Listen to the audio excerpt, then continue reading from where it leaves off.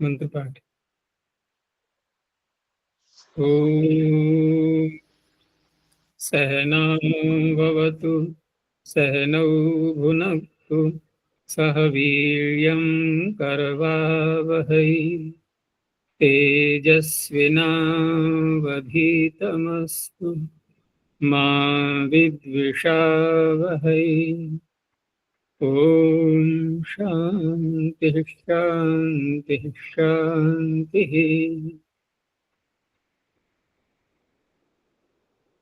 काशिका की 57वीं कक्षा, द्वितीय अध्याय द्वितीय पाद। इसमें 25 सूत्रों तक हो गया। पूछना है कुछ?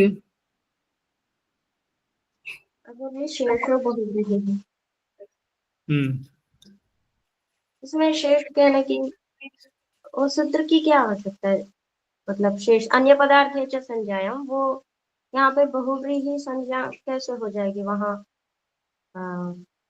अव्यय भाव के प्रकरण में रखेंगे तो रखा है तो। हाँ, तो स्पष्टता के लिए भी हो जाता है, कभी कभी उधर किसी का ध्यान नहीं जाता है और अन्य पदार्थ समझते हुए बबरी ही करने लगे, तो उसमें कोई आपत्ति नहीं है। बहुत से ऐसे स्थल आए हैं जहाँ पर सूत्रों में जो पद हैं वो स्पष्टता के लिए भी उनका वर्णन होता है। उसको आवश्यक नहीं है पूरा पूरा हम अपनी तर्क शक्ति से उसको असिद्ध करें, तो वहां वही उत्तर आएगा कि स्पष्टता के लिए भी वर्णन करते हैं पाणिनि। ठीक है ना, उस तरह से ले सकते हैं इसको, क्योंकि यहाँ तो इन्होंने यही उत्तर दिया हुआ है कि शेष यदि नहीं कहा जाएगा, इसमें शेष यति किम करके तो नहीं है, बस वही पीछे जो कहा था ना, हाँ शेष यति किम, हाँ शेष यति के कह करके इन्होंने उन्मत्त गंगम लोहित गंगम जो कहा हुआ है, तो उत्तर तो इन्होंने यही दिया है। और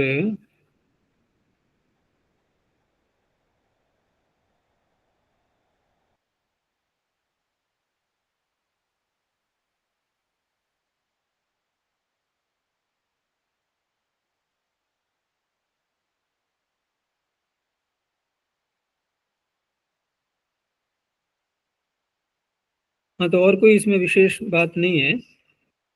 वहां कह सकते हैं कि वो सूत्र निरर्थक हो जाएगा, फिर ये उत्तर दे सकते हैं तो शेष ही ग्रहण होगा, क्योंकि इसमें न्यास में लिखा भी है इसमें कि ननुच बहुव्रीहौ प्राप्ते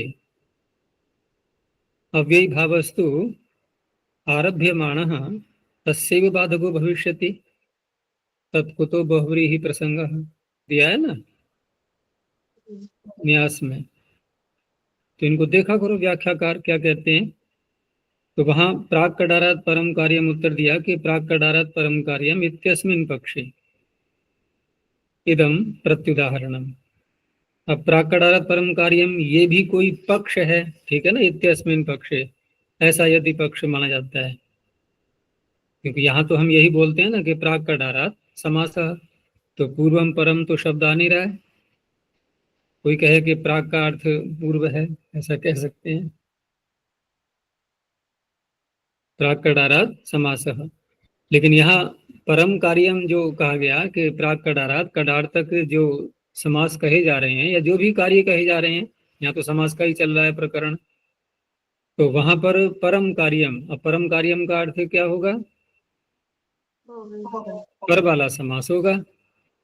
जब इस पक्ष को स्वीकार करते हैं तब यहाँ पर आपत्ति आएगी कि अन्य पदार्थे संज्ञायाम सूत्र पहले आ चुका है और शेषो बहुरी अन्य पदार्थे जो है, अनेकम अन्य पदार्थे, ये पर आ रहा है, तो ये बाधक बनेगा उसका।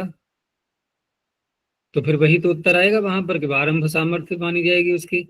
तो आगे इन्होंने कहा कि न्यस्तम नहीं प्रदाहरणम उपन्यस्तम तत्र ही यदि शेष ग्रहणम न क्रियेत ततः अन्य पदार्थ च संज्ञायाम इति वचन प्रामाण्याद अभिभावः स्यात्। तो वहां वचन प्रामाण्य वाली बात सामने आएगी फिर। और परत्वाद बहुव्रीहि इत्येके, कुछ मानते हैं पर होने से बहुव्रीहि होने लगेगा।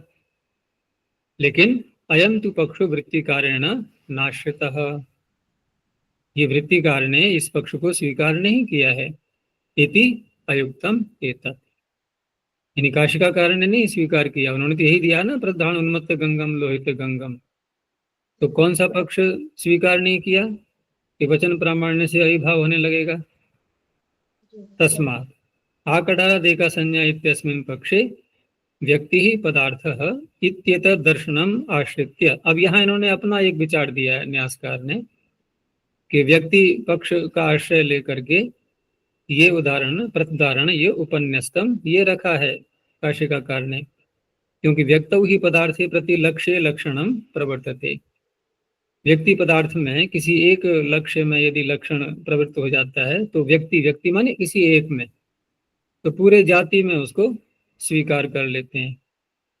तो वहां पर एक उदाहरण बना लिया हमने उसका, अन्य उदाहरणों में फिर ये सूत्र लगने लगेगा। ये व्यक्ति पक्ष को मान करके कहते हैं ये। तत्र सति शेष ग्रहणे यद एतद् विषयम लक्षणम तद अकृतार्थम इति अवश्यम तेन प्रवर्तितव्यम। तो इस तरह से एक उदाहरण बना लिया, सूत्र हो गया चरितार्थ, ठीक है ना, अन्य पदार्थ संज्ञाएं। अब एक के अतिरिक्त, क्योंकि व्यक्ति पक्ष है ना, जाति पूरी नहीं लेनी है हमें संज्ञा वाली, संज्ञा विषय में से एक उदाहरण एक संज्ञा बना दी उससे, और सूत्र हो गया चरितार्थ। अब अन्य जो संज्ञा वाले हैं, जहां ये अन्य पदार्थ संज्ञा में लग रहा है, वहां इसकी प्राप्ति होने लगेगी पर होने से, इस तरह से। तो ये कोई संतोषजनक वैसे उत्तर नहीं है, यद्यपि कोई निर्णय यहाँ हो नहीं पाया उस प्रकार से, तो हम उस तरह से कह सकते हैं कि स्पष्टता के लिए भी बहुत से शब्द पाणिनि ने ग्रहण किए हैं। और गुरुजी अनेक अमान्य पदार्थ है, इसमें वार्तिकों के उदाहरणों में बहुव्रीहि भी प्राप्त है, केवल उत्तर पद के लोप के लिए ये वार्तिक दिए, ऐसा मान सकते हैं। कौन सा वार्तिक? जैसे ये सब वार्तिक है, अनेक अमान्य पदार्थ है पे। कौन सा वार्तिक?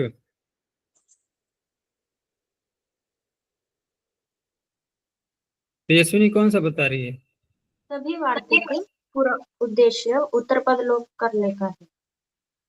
हाँ, सभी वार्तिक उत्तर पद लोप के हैं, तो ऐसा मान सकते हैं। अगर दिखाई दे रहा है तो मान लो। उसमें क्या आपत्ति है? उत्तर पद लोप सब में हो रहा है, यदि ऐसा लग रहा है कि सभी में हो रहा है, कोई भी वार्तिक बिना उत्तर पद के लोप का नहीं है, तो मान लो भाई, जो वार्तिक कहेगा वही बात तो माननी है। और अगर कहीं पर ऐसा लग रहा है कि ये उत्तर पद के लोप का नहीं है, तो वैसा मान लेना, ठीक है ना। पाणिनि भी देखो जैसा कह रहे हैं वैसा हम मानते चले आ रहे हैं, फिर पाणिनि की व्याख्याकार जैसे पाणिनि की भावना को व्यक्त कर रहे हैं हम वैसा मानते चले आ रहे हैं, ठीक है ना। सब एक दूसरे की बात मान ही रहे हैं, तो मान लो, उसमें क्या आपत्ति है। और इसी सूत्र में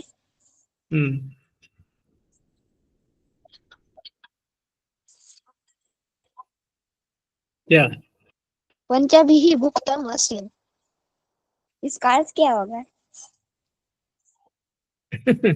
पांच लोगों ने खा लिया भाई, किसी व्यक्ति का कोई सामान, कोई खाद्य वस्तु 5 लोगों ने खा ली,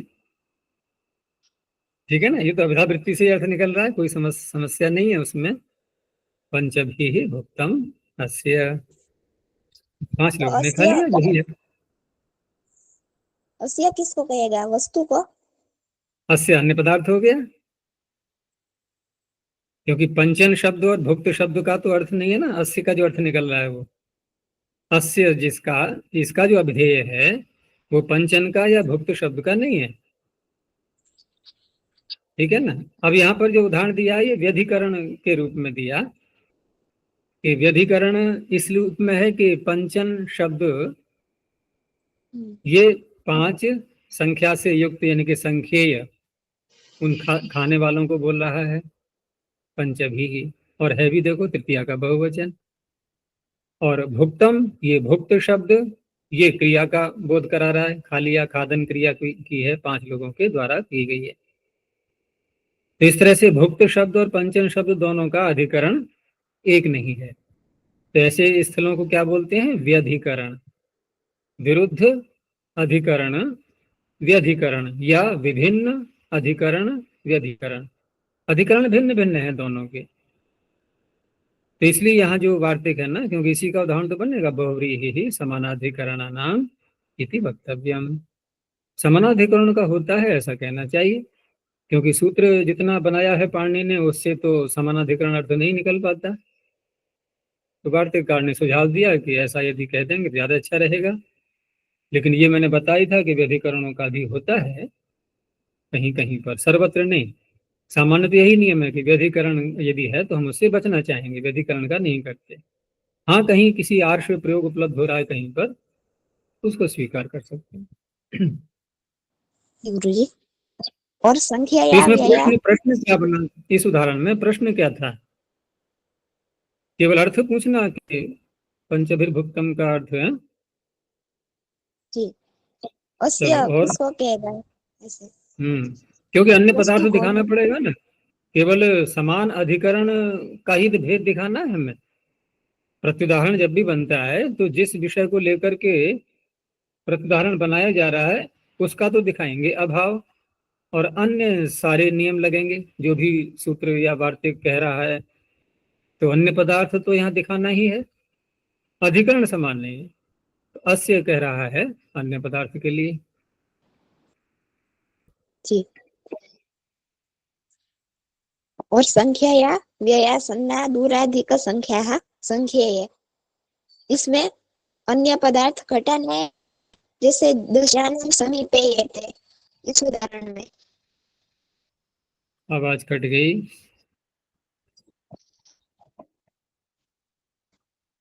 दोबारा बोलो। संख्या संख्या व्यया संज्ञा दूराधिक संख्या संख्येय, इसमें अन्य पदार्थ घटाना है या नहीं? देखो, सूत्र जब अलग से बन चुका है तो वहां अन्य पदार्थ का प्रसंग नहीं। अगर अन्य पदार्थ ही होता तो सूत्र बनाने की आवश्यकता क्या थी? सूत्र यदि बहुव्रीहि समास के लिए भिन्न बनाया जा रहा है तो कुछ ना कुछ तो अंतर उसमें दिखाई देगा ही, नहीं तो फिर वही सूत्र काम कर लेगा। वो अपने में पर्याप्त है, अनेकम अन्य पदार्थ थे, ठीक है ना। क्योंकि यहाँ यदि हम देखें किसी एक शब्द को ले लो, जैसे उपदशाह को ले लो, तो उपदशाह में हम क्या अर्थ करेंगे? उप का क्या अर्थ है? समीप। कौन है जी, समीप? कौन है समीप? 9 या 11, ठीक है ना। जो संख्या है 9 या 11, 9 संख्या या 11 संख्या से युक्त, तो उसी के अर्थ को तो बोल रहा है ये। तो उप का अर्थ आ गया ना उसमें, जी, उप का अर्थ आ गया। और दशानाम शब्द भी दश के, तो दश के कौन दश के समीप है? वो भी 9 और 11। तो अन्य पदार्थ जैसे हम पीछे देख रहे थे, यस्य आदि जो इदम और यस यद शब्द के रूप लगा करके, वो यहाँ लगा पाएंगे क्या?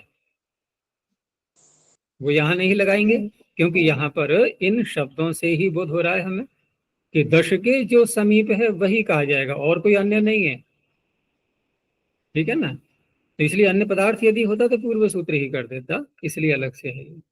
और भी सूत्रों में यही बात होगी, ठीक है ना, और भी सूत्रों में यही बात आएगी। जी। और चलो इसी तो आगे। सूत्र में एक और प्रश्न है गुरु जी, संख्या इति किम जो कहा, पंच ब्राह्मण और आगे ब्राह्मण पंच, इनमें अंतर स्पष्ट नहीं हुआ। देखो, ब्राह्मण पंच में ये बना प्रत्युदाहरण कि अव्यय आसन अधूर अदूर अधिक संख्या, इनमें से कोई शब्द नहीं है पहला वाला, यानी कि ब्राह्मण। ये तो हो गया भिन्न। अब ये यही भिन्न रखना है, अन्य बात सूत्र क्या कह रहा है कि संख्या संख्या में वर्तमान होनी चाहिए। तो पंचन को तो हमें उसी रूप में लाना है, संख्या भी है वो और संख्येय भी है। संख्येय कैसे है? क्योंकि पंच शब्द पांच संख्या को नहीं बोल रहा है, पांच संख्या से युक्त। वो कौन है? ब्राह्मण, ब्राह्मणों को बोल रहा है पंच शब्द। तो संख्या में वर्तमान हो गया, लेकिन ब्राह्मण शब्द ये अव्यय आदि में से कुछ भी नहीं है। ये बन गया, ये समझ में आ गया इतना। जी गुरुजी। अब उसमें घटा के देखो अगले वाले में। अगले वाले में संख्या तो है, लेकिन वो संख्येय में नहीं है, वो मात्र संख्या को कह रही है बस। जैसे अधिका विंशति ही, 20 संख्या अधिक है। 20 गाय अधिक है नहीं है, यहां तात्पर्य 20 गाय अधिक है नहीं है, 20 संख्या अधिक है। किसकी? गायों की। वो तो अलग बात होगी। हम संबंध षष्ठी जोड़ रहे हैं, वो संबंध जोड़ करके हम विंशति का अर्थ क्या करेंगे? अब देखो, संबंध जिससे दिखाया जाता है वो वस्तु पृथक होती है। जैसे मम पुस्तकम, तो मैं पृथक हूं, पुस्तक पृथक है। तो गवाम विंशति ही। अब यदि कहें कि विंशति संख्या ही तो है, ये गौओं को तो कह रही है, गौओं को अगर कहेगी तो षष्ठी कैसे आ जाएगी? उसमें संबंध कहाँ रहेगा फिर? तो संबंध भेद में होता है कि नहीं? अगर जी विंशति शब्द गौओं को ही कहने लगे तो उस अवस्था में भेद नहीं होगा, फिर अभेद होगा, और अभेद में संबंध षष्ठी बनती नहीं। तो गवाम ये षष्ठी अलग हो गई, इन्हें गौओं की जो संख्या आप गिन रहे हो उसमें 20 संख्या अधिक है। जी जी। समझ में आ गया नहीं? संख्या 20, की दृष्टि से। 20 कौन है? संख्या, गाय नहीं, 20 संख्या अधिक है। तो अधिक शब्द पूर्व में आ गया, वो बात ठीक है। विंशति संख्या भी आ गई, ये भी बात ठीक है, लेकिन विंशति शब्द संख्या में नहीं है, इसलिए प्रतिधारण बन गया इसका। जी। और व्यया सन्ना दूराधिक संख्या इति किम, तो पंच ब्राह्मण है, इसके स्थान पर ब्राह्मणा पंच कर दिया, तो इसका क्या तात्पर्य होगा? ब्राह्मणा पंच और पंच ब्राह्मणा कर दिया। यही तो बात अभी बताई थी मैंने कि ब्राह्मणा पंच में पंच शब्द संख्या में है या नहीं? है। है, लेकिन ब्राह्मण शब्द सूत्र में नहीं पड़ा हुआ है अव्यय आदि में, तो ये तो बन गया इसलिए प्रत्युदाहरण। लेकिन जहां ये कहा जा रहा है कि संख्यया इति किम, तो संख्या इति किम में ये संख्या किसको कहेगा? पूर्व पद को या उत्तर पद को?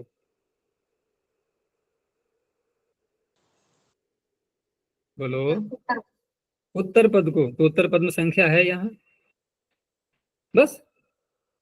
पंच ब्राह्मणा में पंच शब्द संख्यावाची भी है, संख्येय भी है, ठीक है ना? तो ये पंच शब्द सूत्र में कहे पदों में से किसके द्वारा अभिहित है? संख्या या के द्वारा, या के आसन अदूर अधिक इसमें जो कहे हैं शब्द उनके द्वारा? पंच ये तो संख्या ही है। हाँ, अव्यय आसन अदूर में जो पढ़े हुए हैं, ठीक है ना? हाँ। ये तो उनमें से आ गया। और ब्राह्मण शब्द, ब्राह्मण शब्द ये क्या, ये क्या संख्यावाची है यहाँ पर जिसके साथ हम समास करेंगे? ये तो नहीं। नहीं है ना। समझ में आ गया नहीं? देखो, ब्राह्मणा पंचम में ब्राह्मण शब्द पर आपत्ति है कि प्रारंभ में ब्राह्मण शब्द आ गया और सूत्र में ब्राह्मण बोला ही नहीं है। पंच ब्राह्मणा में भी ब्राह्मण पर आपत्ति है, लेकिन यहाँ आपत्ति है संख्या नहीं है, ये संख्या में वर्तमान संख्या नहीं है। प्रारंभ का जो पंच शब्द है वो तो संख्या में आ गया, और वो संख्या कौन सी है? अव्यय आसन अदूर अधिक संख्या, ये वाली संख्या। उलझन जी दूर हुई नहीं? गुरुजी। जी गुरुजी, स्पष्ट है। हम्म। चलें आगे। जी।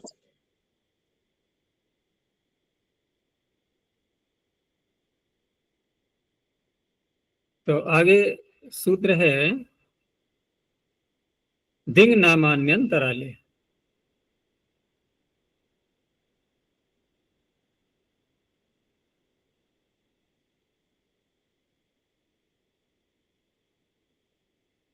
हाँ, तो दिंग नामान्यंतराले दिशाम नामानी दिंग नामानी, दिंग नामानी सुबंतानी अंतराले वाच्ये समस्यन्ते। अब यहाँ अन्य पदार्थ तो है, कोई कहेगा अन्य पदार्थ है तो हम पूर्व सूत्र से ही कर लेंगे, लेकिन अन्य पदार्थ को भी एक सीमित कर दिया गया है कि वह अन्य पदार्थ दोनों दिशाओं के बीच का भाग होगा।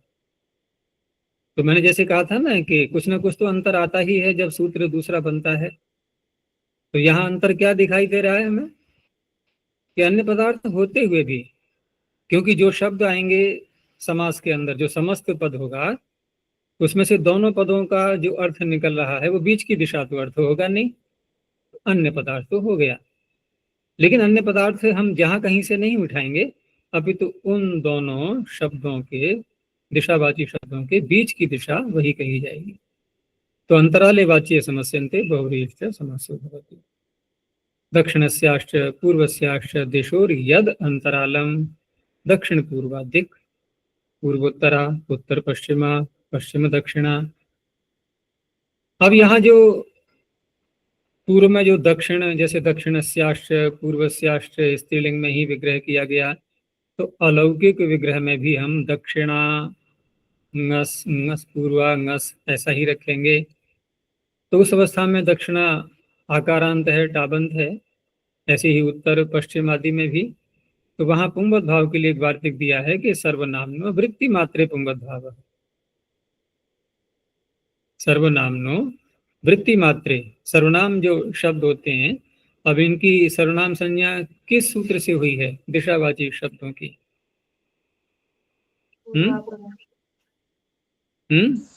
विभाषा दिक् समास है बहुव्रीहौ।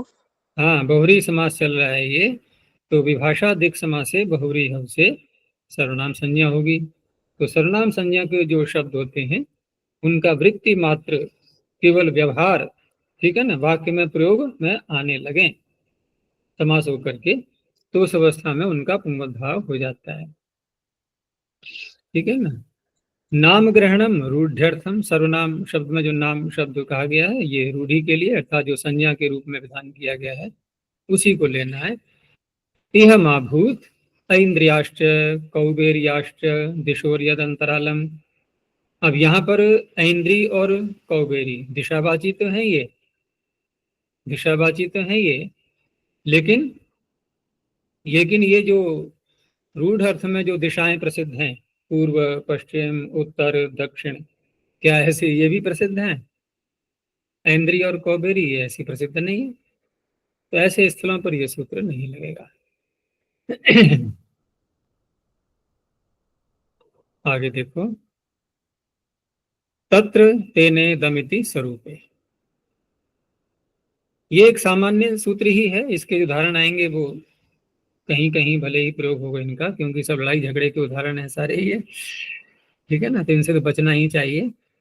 लेकिन कहीं प्रयोग आ रहा है तो हमें पता भी होना चाहिए कि कैसे बना है ये शब्द। लड़ाई झगड़ा नहीं करना है कि नहीं, पाणिनि ने बताया है ऐसा, उदाहरण दिए हैं, तो युद्ध करने लगे एक दूसरे से।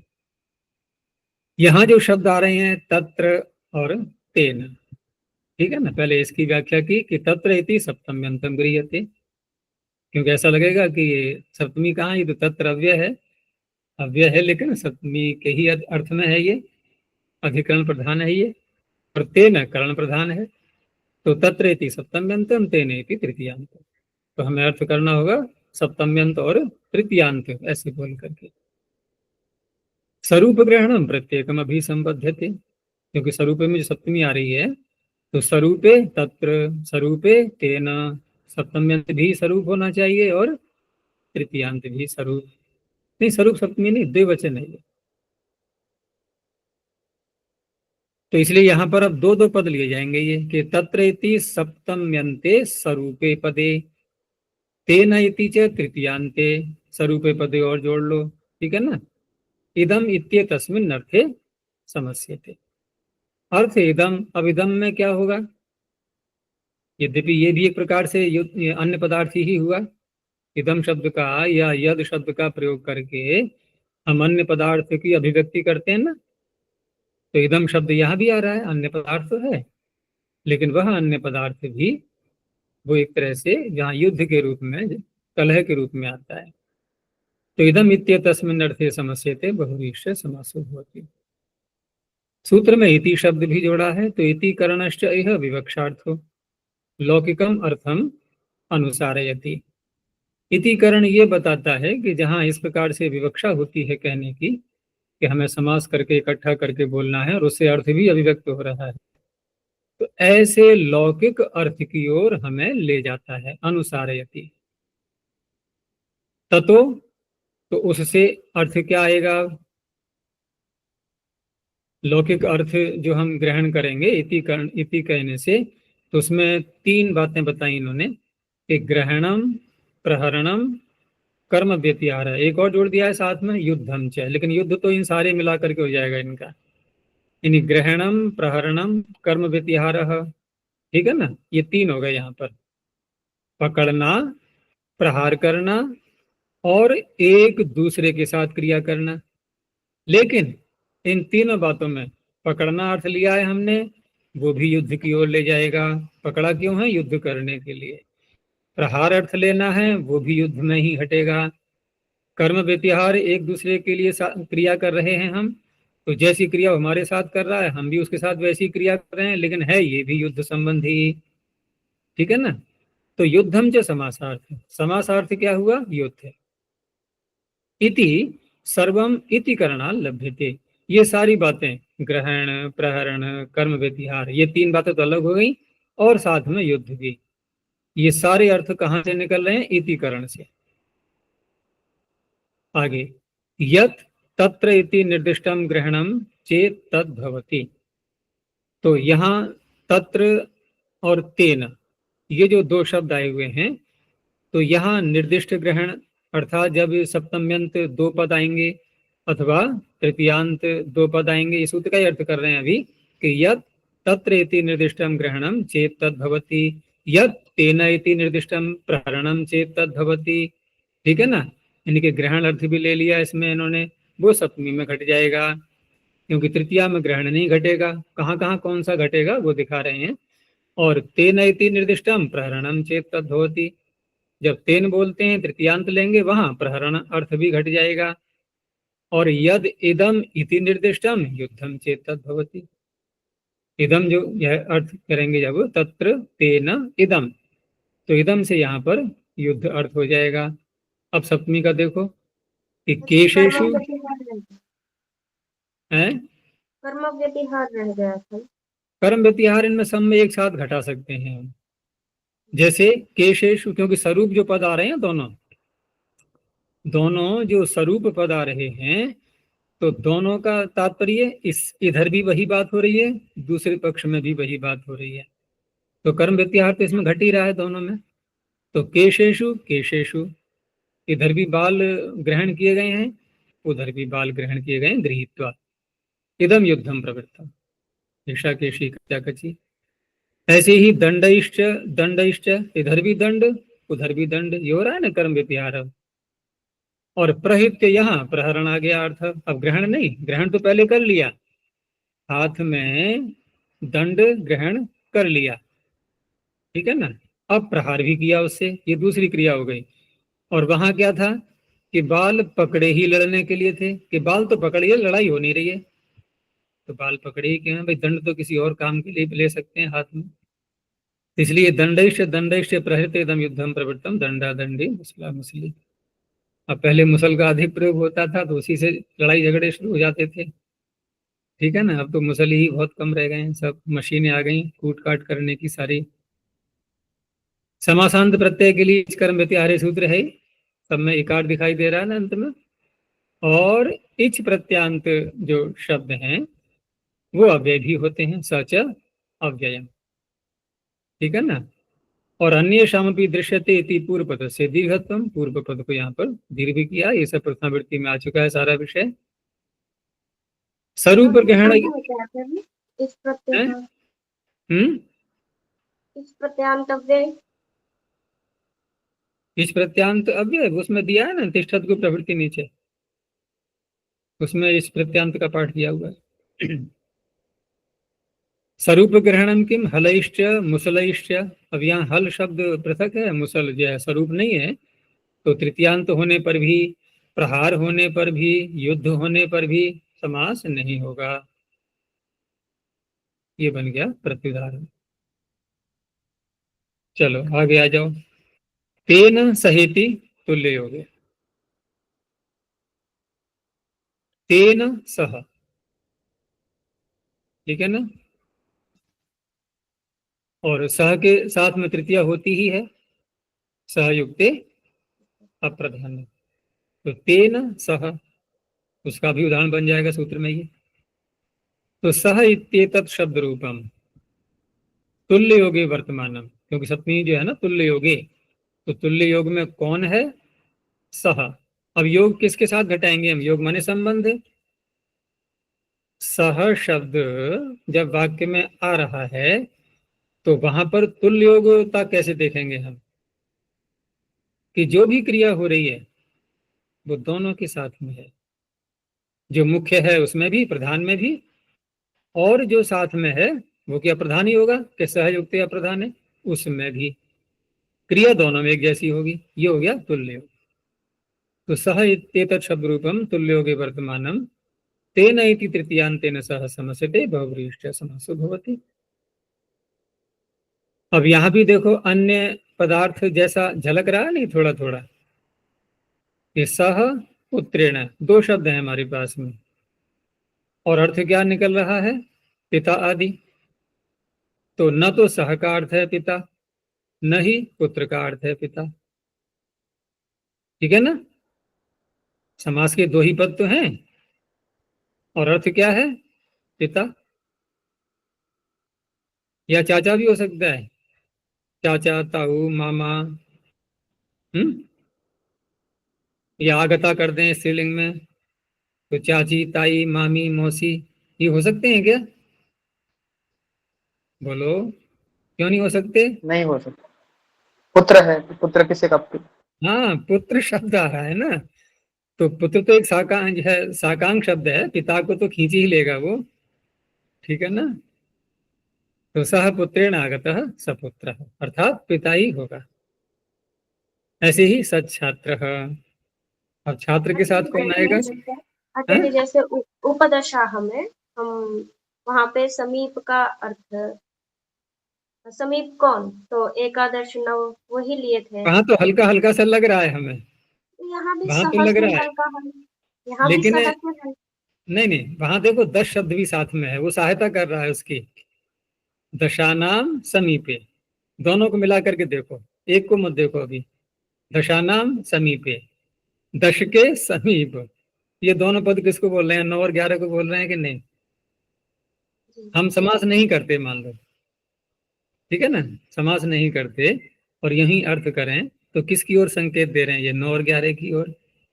ये ठीक है कि दश का अर्थ 9 या 11 नहीं है, उप का अर्थ भी 9 और 11 नहीं है, लेकिन दोनों शब्दों का मिला करके देखो। चित्रा गावह यस्य में तो एकदम बिल्कुल ही अलग से लगेगा, अगर यस्य को हटा दें तो, ठीक है ना।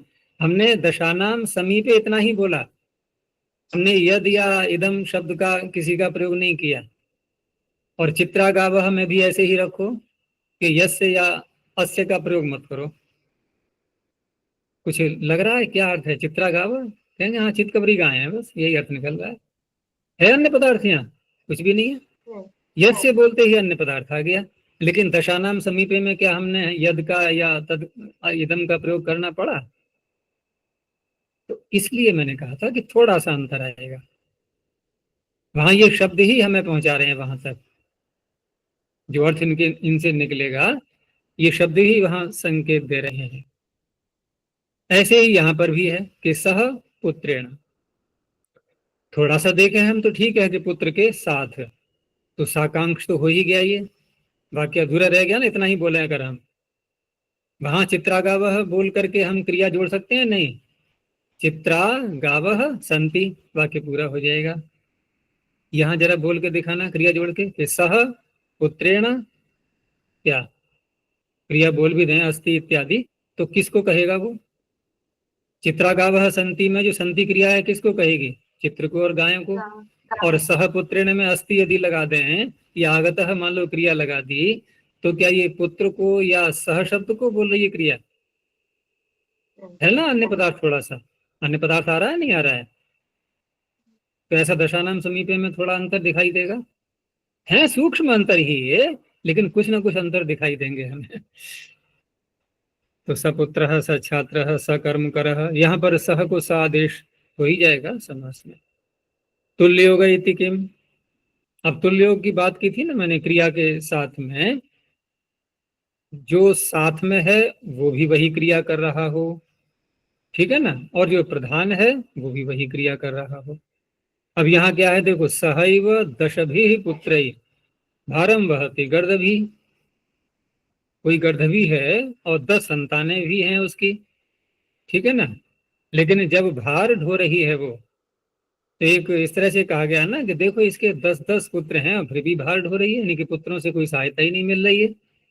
जैसे मनुष्यों में ऐसा नहीं होता है, हाँ वो अलग बात है कि कहीं संतानें माता पिता से संघर्ष कर लेते हैं, अलग अलग हो जाते हैं उस रूप में, लेकिन यहाँ 10 जो पुत्र हैं उसके वो तो अलग बैठे हुए हैं, वहन क्रिया वो नहीं कर रहे। जैसे सहपुत्रेण आगतः में आगमन क्रिया पुत्र ने भी की पिता ने भी की, लेकिन यहाँ वहन क्रिया पुत्रों ने नहीं की है, केवल गर्दभी कर रही है अकेली, तो तुल्य योग नहीं है। सहैव दशभिर्पुत्रैः भारम वहति गर्दभी, इनकी विद्यमान ही रहे, उसी अर्थ को खोल रहे हैं यहाँ पर, क्योंकि कोई ये भी तो अर्थ कर सकता है कि 10 पुत्रों के साथ भार ढो रही है, अर्थात 10 पुत्र भी भार ढो रहे हैं और वो भी ढो रही है, ये भी तो अर्थ निकल सकता है। नहीं निकल सकता है ये अर्थ, इसलिए खोलना पड़ा उनको कि यहाँ तात्पर्य वो नहीं, यहाँ अगर वैसा हम बोलेंगे तो हो जाएगा सपुत्रा गर्दभी भारम वहति, फिर तो हो जाएगा समास, अगर पुत्र भी साथ में भार ढो रहे हैं तो।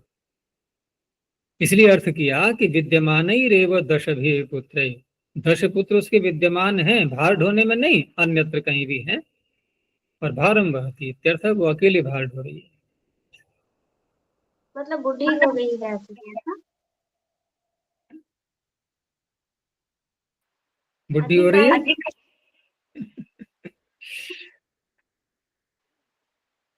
पुत्रों को भी हो गई है फिर भी, मतलब 10 पुत्र हो गए हैं नहीं, फिर भी अधिक भार आयु वाली बात भी नहीं है, लेकिन कहना ये चाह रहे हैं कि देखो अन्य प्राणियों में और मनुष्यों में कितना अंतर होता है कि हम जो मनुष्य हैं सारे एक दूसरे की सहायता करने को तत्पर हो जाते हैं, लेकिन पशुओं में क्या ऐसा देखा जाएगा क्या, अरे अरे देखो मेरा ये साथी मेरा पशु बहुत परेशानी में है, चलो थोड़ा इसकी सहायता करते हैं, ऐसा है पशुओं में क्या? मान लो कोई गाय उठ नहीं पा रही है, थोड़ा सा प्रयास कर रही है उठने का, और आसपास उसके और भी गाय हैं, क्योंकि गाय को उदाहरण अधिक आ जाएगा, हमारे पास में यही सब रहती है ना, इसलिए तो वहां दूसरी गाय या आसपास की गाय मिलकर के थोड़ा मुख उसके नीचे लगाएं, पेट पर उठाएं, थोड़ा सा सहारा दें, ऐसा हो जाएगा क्या? और मनुष्यों में तुरंत सारे आसपास के लोग लग जाएंगे सहायता करने के लिए। वो अलग बात है, कुछ क्रूर और निर्दयी होते हैं, वो अपना मोबाइल लेके वीडियो बनाने लग जाएंगे कोई परेशानी में है तो। आजकल तो यही होता है, कहीं दुर्घटना हो जाए और पत्रकार जो है वहां मान लो कोई पहुंचा, तो उसके मुख के आगे जो है तुरंत ही माइक ला करके पूछेंगे आपको कैसा फील हो रहा है? सहायता तो करेंगे नहीं।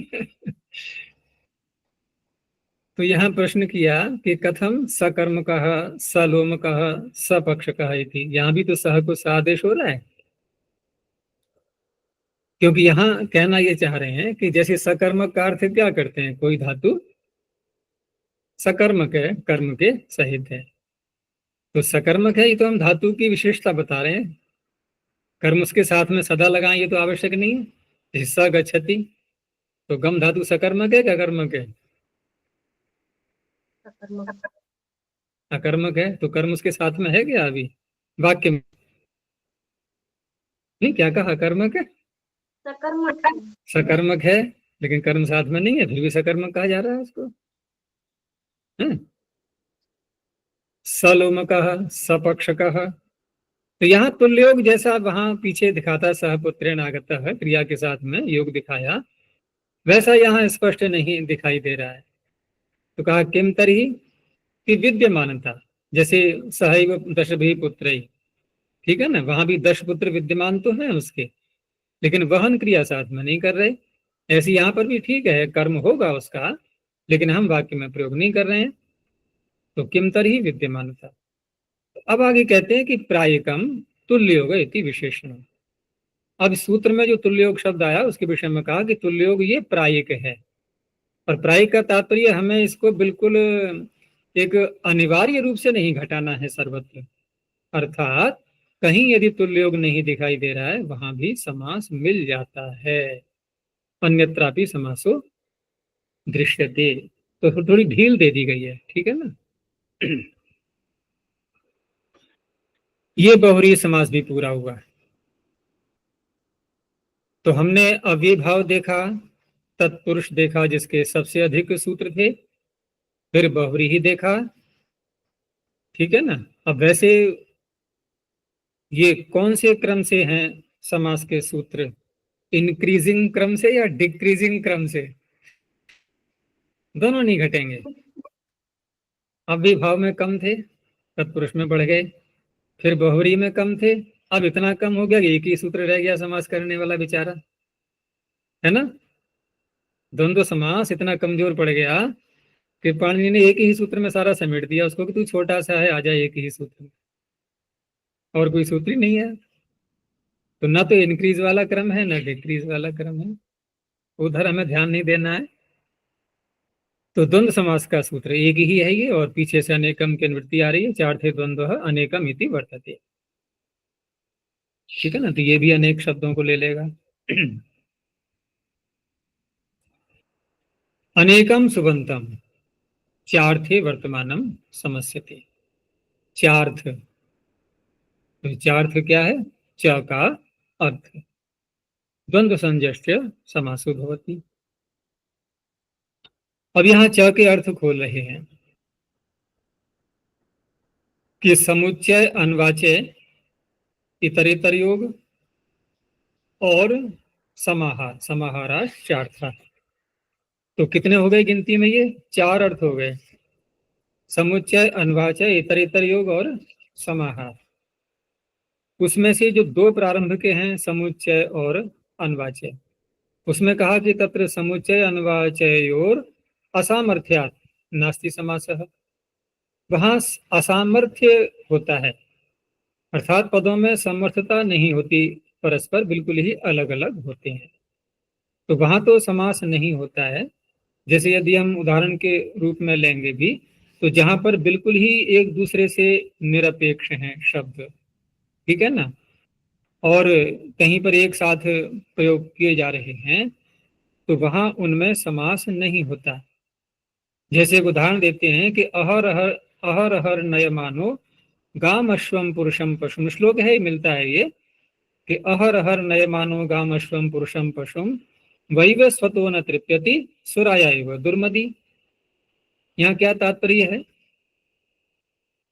कि यमाचार्य या यम कह लो, जो मृत्यु का एक देवता मानते हैं, कि प्रतिदिन अहरह, प्रतिदिन है, कहीं गाय को ले जा रहा है वो, कहीं अश्व को ले जा रहा है, पुरुष को, अर्थात इन सबकी मृत्युएं होती रहती हैं लगातार, ठीक है ना। तो अहर अहर नय मानो, अब यहाँ पर गाम अलग है, अश्वम अलग है, ये सारे क्या है? ये समुच्चय, एक एक का समुच्चय किया जा रहा है, और निरपेक्ष रूप से, एक दूसरे संबंध नहीं है इनका। गाय का अश्व से कोई संबंध नहीं है, अश्व का पुरुष से कोई संबंध नहीं है। तो ये सबको निरंतर प्रतिदिन जो है मृत्यु इनकी सबकी हो रही है, फिर भी उसकी तृप्ति नहीं होती वैवस्वत की, वैवस्वतो न तृप्यति। जो मृत्यु का देवता है, या मृत्यु और ले लो सीधा, उसकी तृप्ति नहीं हो रही है, कितना चाहिए उसको।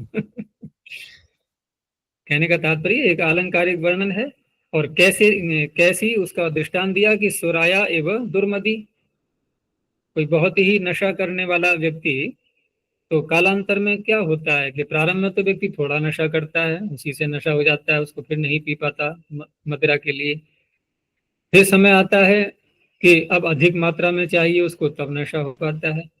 फिर और अधिक चाहिए, और अधिक चाहिए, यही तो होता रहता है, थोड़े से काम ही नहीं चलता। फिर यही स्थिति मृत्यु की हो रही है कि इतने सारे लोग मर रहे हैं और फिर भी मृत्यु की तृप्ति नहीं हो रही है। तो एक उदाहरण के रूप में दिया समुच्चय का। तो ऐसे स्थलों पर भी समास नहीं होता है। और अनवाच्य में इस तरह से घटा सकते हैं हम कि जैसे किसी से कहा कि छात्र से कि भिक्षा लेने जा रहे हो, तो वहां गाय को भी ले आना। भिक्षा लेने जा रहे हो, गाय को भी ले आना, ठीक है ना। भिक्षाम अट गाम च आने। अब यहाँ पर च कह करके गाय को बढ़ाया गया, तो यहाँ दोनों का संबंध नहीं है परस्पर, ठीक है ना। भिक्षा और गाय दोनों को एक साथ आनयन करने की बात नहीं हो रही है। मान लो उसको गाय न मिले तो भिक्षा तो लाएगा ना, भिक्षा तो फिर भी लाएगा कि भिक्षा ले आना, भिक्षा के लिए घूमने जाओ और गाय को ले आना। तो गाय नहीं मिलती है तभी भिक्षा ले आएगा वो, ठीक है ना। तो दोनों का कोई संबंध नहीं है परस्पर, अनवाच्य हो गया, एक को और जोड़ दिया साथ में क्रिया के साथ। तो ऐसे स्थलों पर भी समास नहीं होता। अब रह गए केवल दो, इतर इतर योग। इतर इतर योग शब्द ही स्वयं बता रहा है कि इतर का इतर के साथ में योग है, तो निरपेक्ष नहीं हुए ना। और समाहार में हम उनको इकट्ठा करके बोल देते हैं एक साथ, एकत्व की भावना करते हुए, और इसीलिए समाहार में एकत्व होता ही है, एक वचन होता ही है। वहां भी जो है एक दूसरे से संबंध रहेगा, उनका सामर्थ्य रहेगी, पदों की समर्थता रहेगी। तो दो में समास नहीं होता। तो इतरेतर योगे समाहारे च समासो विधीयते प्लक्षश्च न्यग्रोधश्च प्लक्षण निग्रोधौ। अब जो भी क्रिया जोड़ी जाएगी साथ में, मान लो हमने कहा स्तः आचार्य जी, है। आचार्य जी, ये समास जो चल रहा है, पदविधि चल रही है, और भिक्षाम अट गान चानाय, ये दो वाक्य है, दो क्रिया है, तो दो वाक्य है, एक तिंग वाक्यम, इस परिभाषा से, वाक्य की जो तभी परिभाषा तो देते हैं। अनवाच्य की बात आ रही थी ना, अनवाच्य तभी तो है, सामर्थ्य इसीलिए तो नहीं है, सामर्थ्य इसीलिए नहीं है। देखो आनयन क्रिया तो हम दोनों के साथ जोड़ सकते हैं कि भिक्षा लेने जा रहा है तो लेकर के जब आएगा तो भिक्षा भी लाएगा, गाय को भी लाएगा, लेकिन गाय अनिवार्य तो नहीं है ना, भिक्षा तो लाना ही है उसको।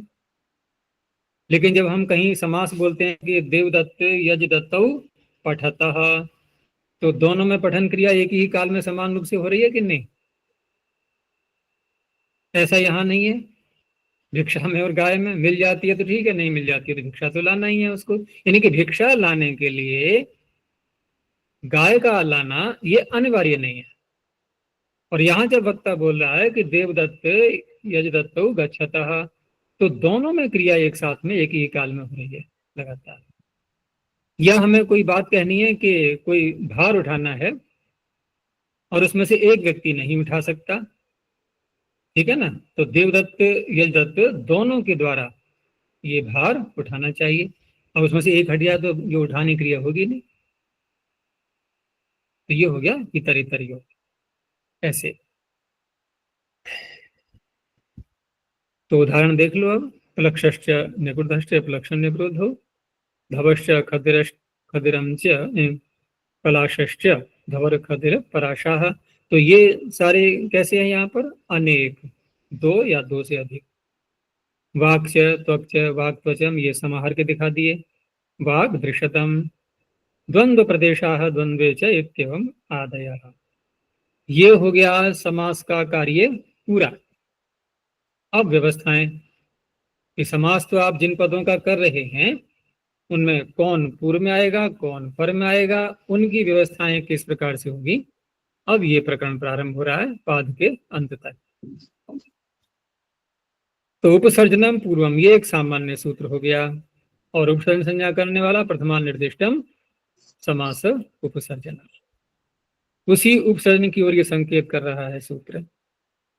तो समासे इति वर्तते उपसर्जन संज्ञकम समासे पूर्वम प्रयोक्तव्यम। अब पूर्व वचन क्यों कहा गया, तो पूर्व वचन क्यों कहा गया इसका तात्पर्य है ये पूरा ही सूत्र क्यों कहा गया। ऐसा मत समझ लेना कि पूर्व हटा दें और सूत्र बोल दें उपसर्जनम, तो अर्थ क्या होगा इसका? कुछ भी नहीं होगा। तो बहुत से ऐसे शब्द आते हैं, कहीं पर इतिकम जब कहा जाता है तो पूरे सूत्र पर ही आक्षेप होता है। तो इस सूत्र की आवश्यकता क्यों पड़ी? तो कहा पूर्व वचनम पर प्रयोग निवृत्त्यर्थ, क्योंकि ये सूत्र न हो तो कल्पना करो कि हमने समास किया। अब समास किया तो किसका प्रयोग करेंगे, कहाँ पर? तो या तो हम उस रूप में देखेंगे कि कौन प्रधान है कौन अप्रधान है, ठीक है ना, उस दृष्टि से निर्णय करेंगे। लेकिन आवश्यक नहीं है। कुछ समास ऐसे हैं जो पूर्व पदार्थ प्रधान है, कुछ उत्तर पदार्थ प्रधान है, कुछ वह पदार्थ प्रधान है, तो प्रधानता से हो जाएगा निर्णय? नहीं हो पाएगा। और फिर बहुरी में द्वंद्व में सारे ही अप्रधान है। अब बताओ किसको लाएं पूर्व और किसको लाएं पर? इसलिए कहा कि अनियमो ही स्यात्, नियम नहीं रह पाएगा कोई भी, इसलिए इस सूत्र की आवश्यकता हुई। उदाहरण सब सरल है, द्वितीया का कष्ट एक एक करके दे दिया है। कष्ट शितः शंकुलाखंड यूपदारु वृक भयम राजपुरुष अक्षसौंड, ये सारे उदाहरण तत्पुरुष के दिखाए हैं इन्होंने, ठीक है ना, क्योंकि अन्य समासों में सूत्र आगे आ रहे हैं निर्णय करने के लिए। प्रश्न ये उठेगा ना कि आपने ये एक ही समास क्यों पकड़ा यहाँ? समास तो आपने 4 कर दिए और चारों में उपसर्जन संज्ञा भी होती है या नहीं? चारों में ही होती है ना। प्रथमा निर्दिष्टम समास उपसर्जन, उदाहरण दे रहे हैं केवल एक का, इसलिए कि अन्य में अन्य सूत्र आ रहे हैं निर्णय करने के लिए। अब पहले तो इसका अपवाद, बल्कि इसका अपवाद क्या कहा जाएगा, इसका भी अपवाद है ये राजदंतादिषु परम, और आगे जो सूत्र आ रहे हैं, ठीक है ना, अन्य जो समास हैं उनका भी अपवाद है, सभी का बन जाएगा ये।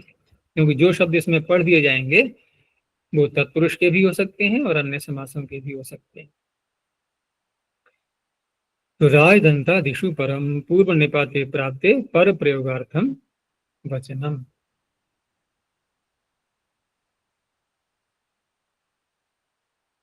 ठीक है ना। तो आगे जैसे ये द्वंद्वे घी आदि जो सूत्र आएंगे ना, तो वहां उसका भी ये अपवाद माना जाएगा ये, अगर इसमें शब्द पढ़ दिया है तो न के, इसीलिए आगे कहा कि राजदंतादिषु परम उपसर्जनम प्रयोक्तव्यम, न केवलम उपसर्जनस्य, केवल उपसर्जन ही पर आएगा, इतने तक ही मत रखना है इस सूत्र को सीमित, अपितु अन्यस्यापि यथा लक्षणम विहितस्य पूर्व निपातस्य अपवादः पर निपातो विधीयते।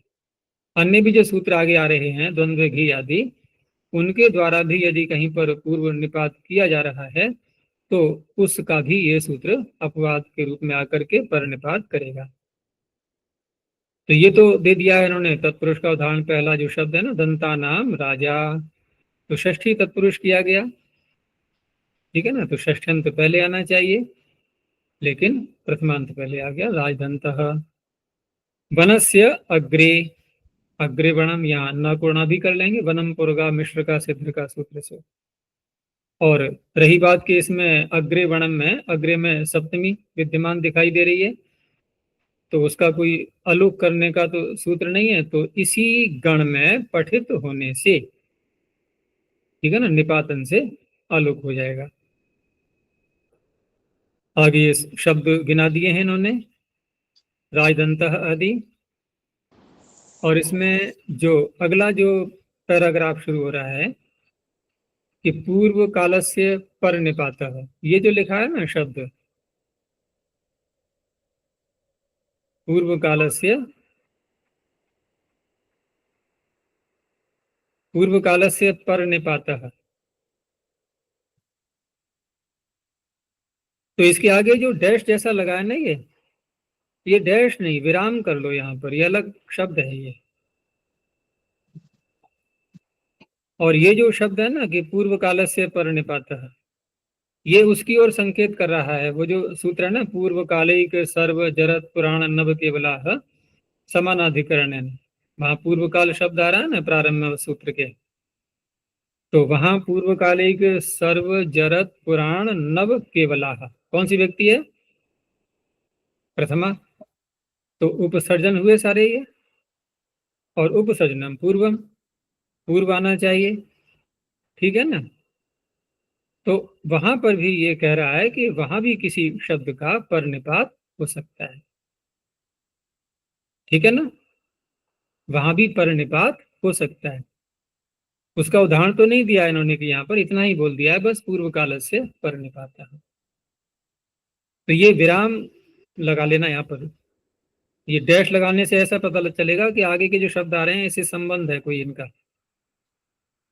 आगे उलूखल मुसलम ये अलग है। अब ये जो शब्द है उलूखल मुसलम, जैसे पीछे कहा था ना कि न केवलम उपसर्जनस्य अन्यस्यापि यथा लक्षणम विहितस्य पूर्व निपातस्य अपवादः पर निपातो विधीयते। तो अब अन्य सूत्रों के अपवाद के रूप में ये शब्द आ रहे हैं। तो लूखल मुसल किसका अपवाद माना जाएगा? ये इन्हें किसका पूर्व निपात प्राप्त हो रहा है? जिसमें अल्प अचे हैं। मुसल में 3 है, उलूखल में 4 है, तो कौन सा पहले आना चाहिए? मुसल आना चाहिए ना।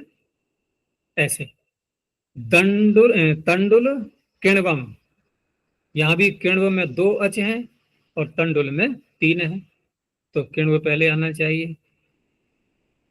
दृषद उपलम, ये किसका बनेगा अपवाद?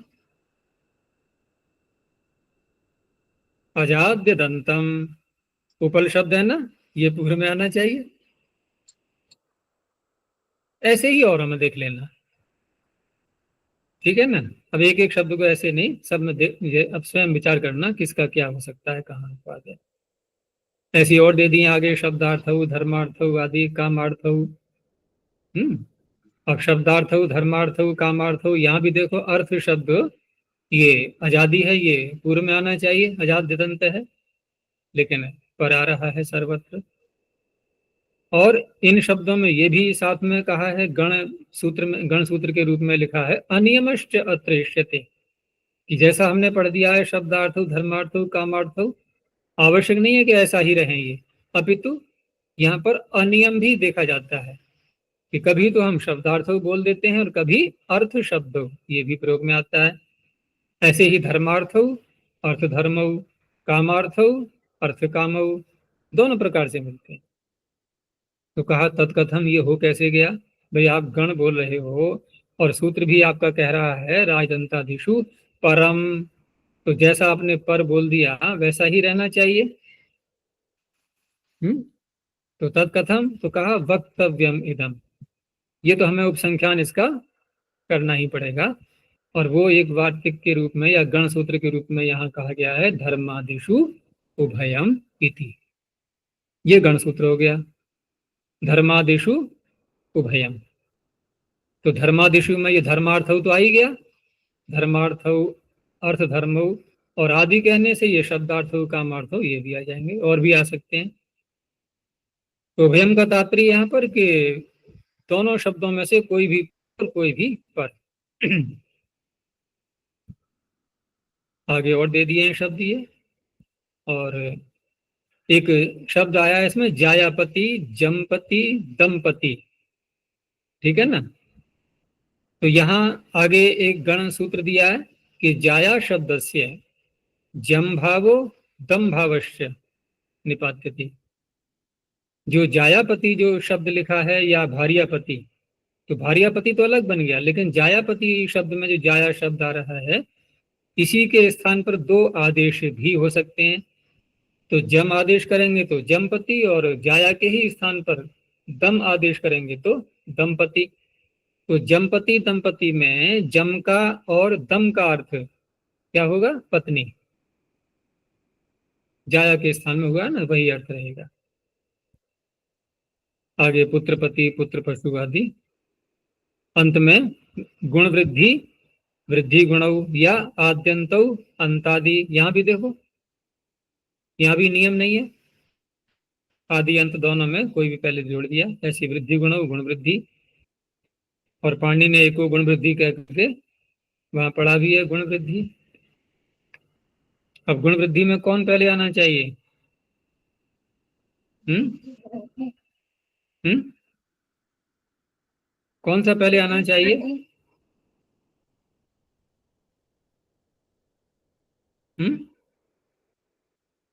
वृद्धि घी संज्ञक है ना?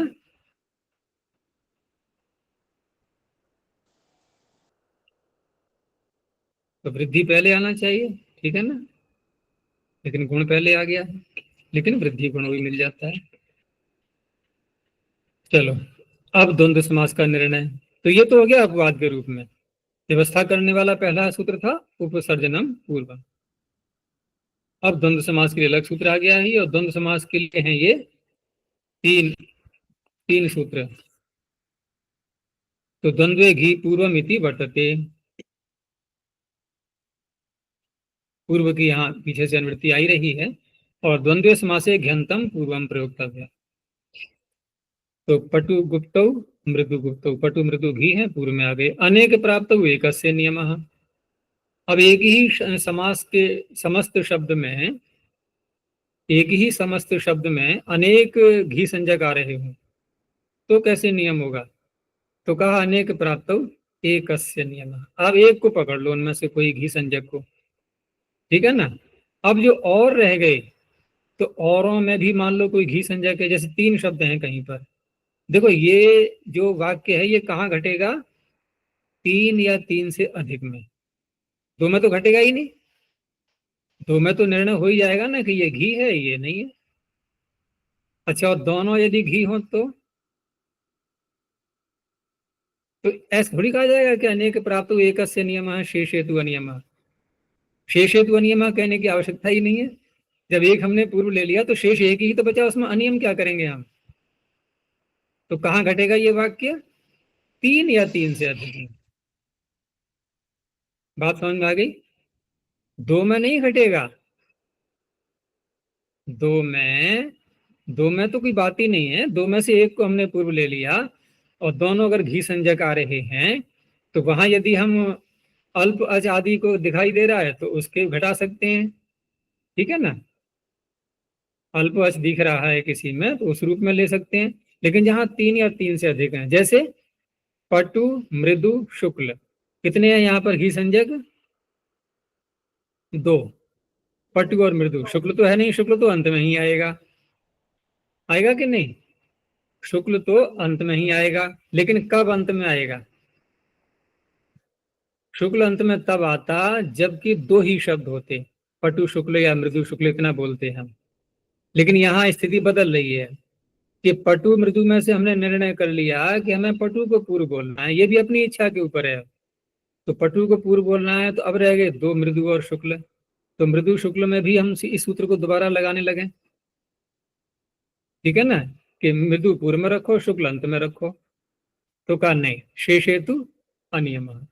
अब यहाँ पर हम शुक्ल को भी ला सकते हैं पूर्व में, पूर्व का मतलब बीच में, और मृदु को अंत में, और पटु प्रारंभ में ले आए। तो पटु मृदु शुक्ला है, पटु शुक्ल मृदवा। अब रही बात कि हम मृदु को ले आए पूर्व में, तो क्या बनेगा? वो दिया नहीं है उदाहरण, तो क्या बनेगा? मृदु पटु शुक्ला मृदु शुक्ल पटवा, तब ऐसे बन जाएगा। द्वंद्व इति किम, तो विस्पष्ट पटु हो, यहाँ पटु दो घी संज्ञक है ये, लेकिन पूर्व निपात नहीं हो रहा है इसका। तो कौन सा समास है ये? बहुव्रीहि।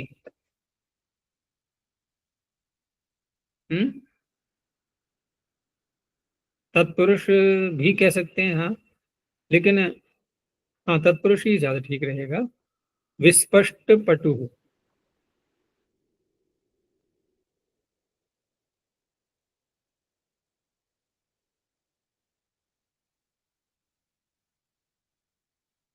यहाँ इन्होंने कोई सूत्र वैसे न देकर के सुप्सपा से ही मान लिया है, कोई अलग से सूत्र नहीं है ना, क्योंकि कर्मधारय में भी कोई सूत्र विस्पष्ट शब्द उसमें दिया नहीं गया है, इसलिए सीधा सुप्सपा से ही समास मान लिया है, विस्पष्टम पटु कह करके।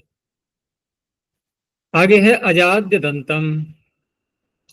अब ये द्वंद्व के तीन सूत्र हैं, तो द्वंद्व यहाँ भी आएगा, द्वंद्व अगले सूत्र में भी जाएगा। तो द्वंद्वेति वर्तते अजाद्यदंतम शब्द रूपम द्वंद्वे समासे पूर्वम प्रयोक्तव्यम।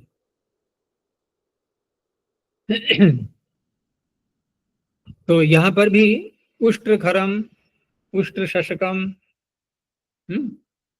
अब यहाँ उष्ट्र और खर, तो उष्ट्र हो गया, आजादी भी है और अदंत भी है, दोनों बातें घट रही हैं इसमें। ऐसे ही उष्ट्र शशकम। अब यहाँ भी वही बात आ गई कि बहुषु जब बहुत होंगे तो कैसे घटाएंगे, तो कि वहां पर कोई नियम नहीं रहेगा, बहुषु अनियम।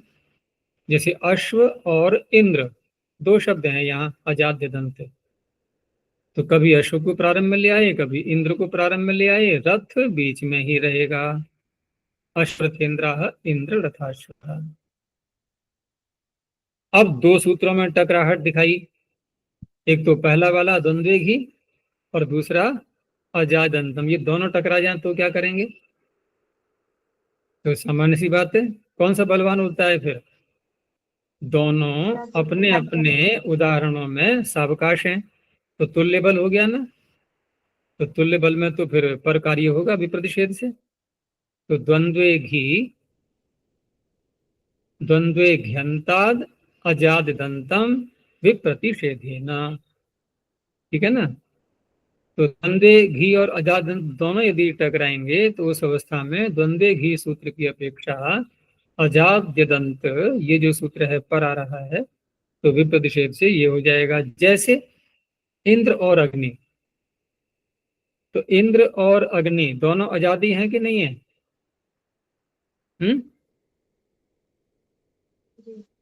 दोनों आजादी हैं। और इसमें एक अग्नि शब्द घी, लेकिन दोनों आजादी हैं ये तो मान लिया हमने। हमें देखना है आजादी भी और अदंत भी। तो इंद्र शब्द कैसा है, अजाद्य दंत, और अग्नि शब्द कैसा है, ये घी है। तो ये कहेगा इंद्र को पूर्व में लाओ, पूर्व सूत्र कहेगा अग्नि को पूर्व में लाओ। तो किसकी बात माने, पर वाले की, इंद्राग्नि। ऐसे ही इंद्र वायु, तपर करणम के अत कहा गया है। अब यहाँ क्या है, अश्वा घोड़ी, ये आकारांत हो गया, आजादी है लेकिन आकारांत है। तो अश्वा वृषौ और वृषाश्व, यहाँ दोनों प्रकार से बन जाएगा, ठीक है ना। तो दोनों प्रकार से जो बन रहा है ये, यहाँ कोई भी नियामक सूत्र क्यों नहीं लग रहा है, बताओ। उपसर्जनम पूर्वम क्यों नहीं लग रहा है?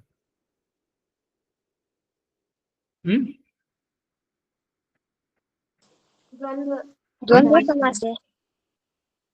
द्वंद्व में सारे ही होते हैं उपसर्जन, लगाओ कैसे लगाओगे, तो कोई नियामक है ही नहीं यहाँ पर, तो कैसे ही बोल दो, ठीक है। चलो आगे, अल्पास्तरम। द्वंद्वेति वर्तते अल्पास्तरम शब्द रूपम द्वंद्व समासे पूर्वम प्रयोक्तव्यम। अब अचों को गिनना है, तो प्लक्षश्च निग्रोधश्च, प्लक्ष निग्रोध तीन, और 2 और 3 संख्या है अचों की। धव खदिर पलाशा है, इसमें धव में 2 हैं, खदिर पलाश में 3 है। अब मान लो 2 आ जाए एक जैसे, बहुषु अनियम, तो फिर नियम नहीं रहेगा। ये बात सर्वत्र कही जा रही है कि शंख और वीणा, इनमें तो है 2, दुंदुभी में है 3, तो चाहे तो शंख को पहले बोल दें या वीणा को पहले बोल दें। शंख दुंदुभी वीणा, वीणा शंख दुंदुभया। आगे, ऋतु नक्षत्राणाम आनुपूर्वेण समानाक्षराणाम पूर्व निपातो वक्तव्य। ऋतु और नक्षत्र जिस क्रम से बोले जाते हैं, ठीक है ना, आनुपूर्वी की दृष्टि से कहा गया, उसमें समानाक्षराणाम पूर्व निपातो वक्तव्य। वहां यदि समान अक्षर वाले कोई आ रहे हैं तो समान अक्षर होने पर निर्णय नहीं हो पाएगा किसको पूर्व में लाएं, तो कहा आनुपूर्वेण पूर्व निपात। वहां क्रम देख लेना, हेमंत शिशिर वसंत सभी में 3 अक्षर हैं, ये 3 अचे हैं, तो 3 अचे हैं, तो किसको पूर्व में लाएं, तो कहा आनुपूर्वी देख लो। तो पहले हेमंत ऋतु आती है, फिर शिशिर आती है, फिर वसंत आती है। ऐसे ही नक्षत्रों में जैसे गणना की जाती है जिस क्रम से, तो चित्रा को पहले बोलते हैं, स्वाति को बाद में बोलते हैं, यद्यपि दोनों में दो दो अचे हैं, तो चित्रा स्वाति ऐसा ही आएगा। कृत्तिका रोहिणी में तीन तीन है, लेकिन नक्षत्रों की जो अनुपूर्वी है वो कृत्तिका पहले और रोहिणी उसके बाद है।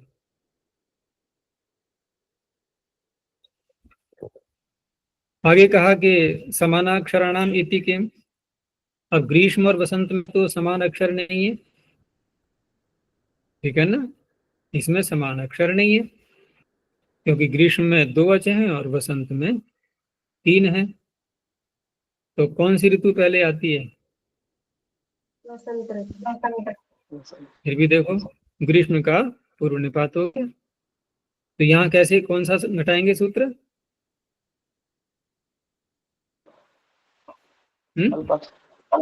अल्पाक्षरम लगभग क्षरम पूर्वम निपतति इति वक्तव्य। पहले बात थी अच की, तो अच चाहे लघु हो चाहे दीर्घ हो, गिनती तो एक ही होगी उसकी।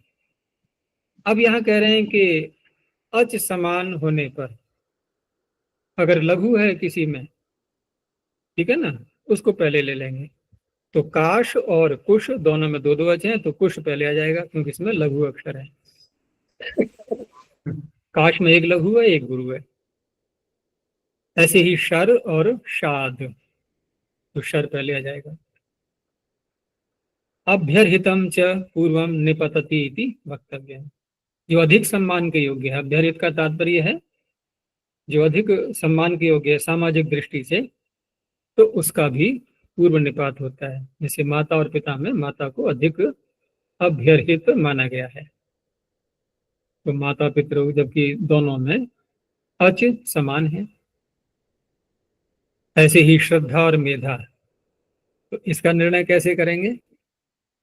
श्रद्धा अभ्यर्हित है, ये कैसे पता लगा? ठीक है ना, ये विचार का विषय है ना थोड़ा। देखो मेधा किसे कहते हैं? मेधी संगमे या मेधाम देवगणा,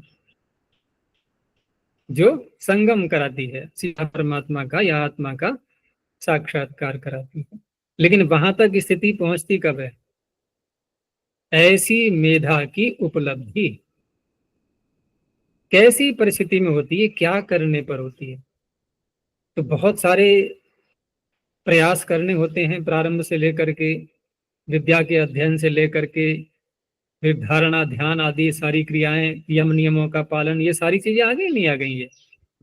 लेकिन इन सब पीछे की बातें, पीछे की क्रियाएं, पीछे के अनुष्ठान जो भी हो रहे हैं, वो तब संपन्न हो पाते हैं जब हमारे अंदर सत्य को धारण करने की एक ललक, एक लगन, एक उत्कंठा जब उत्पन्न होती है कि मुझे सत्य की पहचान करनी ही है। भाई महर्षि दयानंद को यही तो हुआ था, चूहे की घटना को देख करके ही तो उन्होंने निर्णय किया कि अब तो मुझे जो सच्चा शिव है, शंकर है, उसकी खोज करनी ही है। तो ये क्या हो गई इनके अंदर? श्रद्धा, सत्य को धारण करने की क्रिया प्रारंभ हो चुकी। तो जब ये सारे कार्य हो जाएंगे तब जाकर के मेधा की उपलब्धि होती है, ठीक है ना। इसलिए श्रद्धा अधिक सम्मान के योग्य हो गई। अगर ये हमारे पास नहीं है तो मेधा नहीं मिलेगी। साधन होते हुए भी उसकी महत्ता अधिक है। ऐसे ही माता पिता में घटा सकते हैं कि माता पिता दोनों ठीक है, हमारे जन्म देने वाले हैं, लेकिन जन्म देने की प्रमुख क्रिया माँ के द्वारा होती है। ऐसे यहाँ पर मेधा को जन्म देने की क्रिया श्रद्धा के द्वारा हुई है। श्रद्धा यदि नहीं होगी तो मेधा उत्पन्न नहीं होगी। ऐसे ही दीक्षा तपसी, तप रूपी जो क्रिया है, ये भी जब तक व्यक्ति दीक्षित नहीं होता है, एक निश्चय नहीं कर लेता है कि मुझे ऐसा कार्य करना है, तब तक वो तप करेगा? तप भी बाद में ही होता है, दीक्षा के बाद। तो दीक्षा को पहले ले लिया। आगे वर्णानाम आनुपूर्वेण पूर्व निपातः। वर्ण से तात्पर्य यहाँ पर जो रंग होते हैं ना, वर्णवाची शब्द, नहीं, ये ब्राह्मण वर्णादि, वो गलत बोल गया मैं। तो वहां पर वर्णानाम आनुपूर्वेण, उसमें जो क्रम रहता है कि पहले ब्राह्मण, फिर क्षत्रिय, फिर वैश्य, फिर शूद्र, तो उसी क्रम से रखना है, वहां पर अल्पास्तरम आदि सूत्रों को नहीं घटाना है। तो ब्राह्मण क्षत्रिय विट शूद्राः। समानाक्षराणाम इत्यत्र नास्ति। समान अक्षर तो यहाँ है नहीं, ठीक है ना। जहां पर हम ये कहें कि किसको पूर्व में लाए निर्णय न हो पाए, यहाँ तो अल्पाक्षर वाला पूर्व में आ रहा था, लेकिन आनुपूर्वी से, वर्णों के आनुपूर्वी से पूर्व निपात होगा। अब भाईवाचक जो शब्द आए भ्रातृवाचक, तो भ्रातुश्च ज्यायसः पूर्व निपातो वक्तव्य। वहां आयु की दृष्टि से जो अधिक आयु का भाई है उसका पूर्व निपात, जैसे युधिष्ठिर और अर्जुन। अगर वैसे देखें तो अल्पास्तर कौन सा है? अर्जुन, ये पूर्व में नहीं आएगा। संख्याया अल्पीयस्याः पूर्व निपातो वक्तव्य। जो छोटी संख्या है उसको पहले ले लो। पीछे उदाहरण आया था ना, द्वित्राः त्रिचतुराः, तो द्वौवा त्रयोवा। तो पहले यहाँ द्वि और त्रि का समास करेंगे, और त्रि का अच प्रत्यय भी करते हैं समासांत। तो जो वार्तिक आता है ना, चतुरो अच प्रकरणे त्रिउपाभ्याम उपसंख्यानम। चतुर से तो अच का ही दिया है, लेकिन त्रि और उप त्रिउपाभ्याम इनसे अलग जोड़ा गया है। और तो त्रि से भी अच प्रत्यय होकर के द्वित्राः त्रिचतुराः, तो दो संख्या अल्पीयसी है, वो पूर्व में आ गई। ऐसे त्रिचतुरा में त्रि अल्पीयसी है। नवति शतम, अर्थ क्या होगा इसका नवति शतम का? बोलो, अर्थ क्या हो सकता है?